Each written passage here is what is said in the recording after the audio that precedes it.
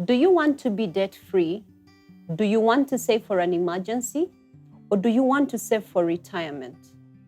Have you planned your investments? My name is Jacqueline Bijira Nwamanya. I'm an IFC certified trainer and business coach.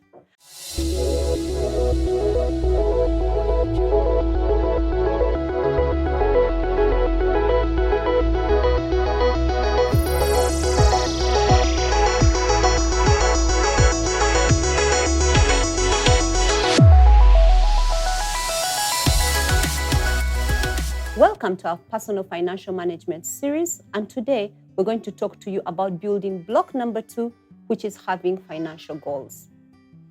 In the first episode, we talked about having a financial vision. Now that you have a vision, right, and your vision clear, the next step in your financial management journey is for you to set financial goals. I know it's very overwhelming to set goals. I know it's cliche to set goals, but the goals give you the right direction of where you're headed to and an action plan on how to work on them. Because it's overwhelming and you have 5 years, you have 10 years, you have 20 years, I don't know how big your financial vision is, but you'll find that it becomes so overwhelming. So when we are setting our personal financial management goals, it is very, very important to break them down into small, manageable chunks.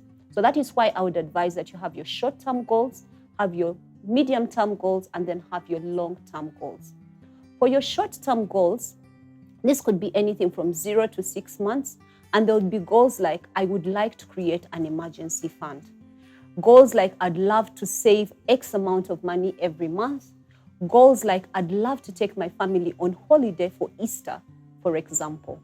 And those will be manageable because they are short-term and they are within a period that is easily managed.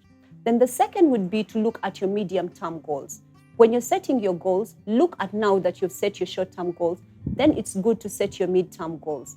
Mid-term goals would involve things like saving for investment, looking at your retirement goals and saving towards them. It could be things like you would want to start buying a piece of land, because this is a period of up to about 5 years. Those would be your mid-term goals. The third would be your long-term goals, and you would look at 5+ years. And this is when you look at now having concrete investments for your retirement, probably building a business, probably building your empire, building your new house, where you're going to take your children to school, the insurance that you need to pay for them, and starting to putting those things aside. And that is very, very important, because those little chunks will then get you to your financial vision, and they'll be part of your financial plan. Most times we're told that when you set goals, they must be smart. I know that is cliche, but it is the reality. You must set smart goals. I know we would all want, because we had a vision that was saying, think as big as you want, think it through. It has to be as big as you can dream it. But now this is down to reality.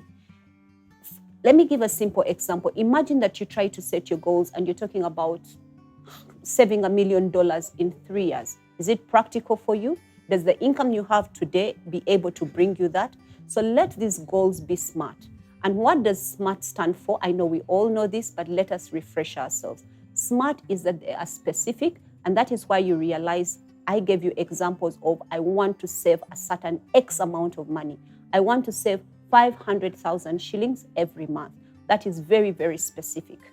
They must be measurable. If you have goals that you can't measure, they're just a dream. So for them to be measurable at a time X, every month I want to save 500,000. That is very measurable. If you're able to measure that, and you know if you've achieved it or if you're not achieved it. They must be relevant. What are you saving for? Are you saving to just go have a party? Are you saving to travel? Are you saving for your children's school fees? What is it that you're saving for, so that this goal that you have set is very relevant? I'm saving 500,000 every month towards my children's school fees. It has a time frame. So do you have a time frame for your goals? When are you going to achieve them? I'm going to save 500,000 every month for my children's school fees for the next 2 years, or the next 3 years, or the next 4 years. It has a time frame within which it should have been achieved. but also, are they achievable? Do you actually have businesses that or income that will allow you to be able to save that 500,000 every month? So let us remember that when we are setting our business goals, they are measurable, they are smart, so they're specific, they're measurable, they're relevant, they're achievable, and they're time-bound. But also, they must be short-term, medium-term, and long-term, so that it is not a very big goal that is not achievable, but it is in small chunks so that you're able to celebrate yourself along the way. When we set these goals, the last and most important thing is find someone to hold you accountable. Share them with someone. Share them with a spouse, share them with your friend, share them with your business coach, share them with that person that you trust that is going to hold you accountable. So at that point X, which you've set aside, let's say the 2 years or the 3 years or the monthly, they're able to check in with you and say, hey, Jackie, have you been able to achieve these goals? I thank you for listening to us, and I hope to catch you on the next one as we talk about building block number 3. Remember, we're on a financial management journey, and I'd want you to keep locked here so that we do not lose you on this journey at any one time. Remember to follow us on our social media handles, which are linked down below. Share, like, comment, and tell us what you think about this video and what you also learn about this goal and how you are going to be able to put it into practice. Thank you. Catch you in the next one.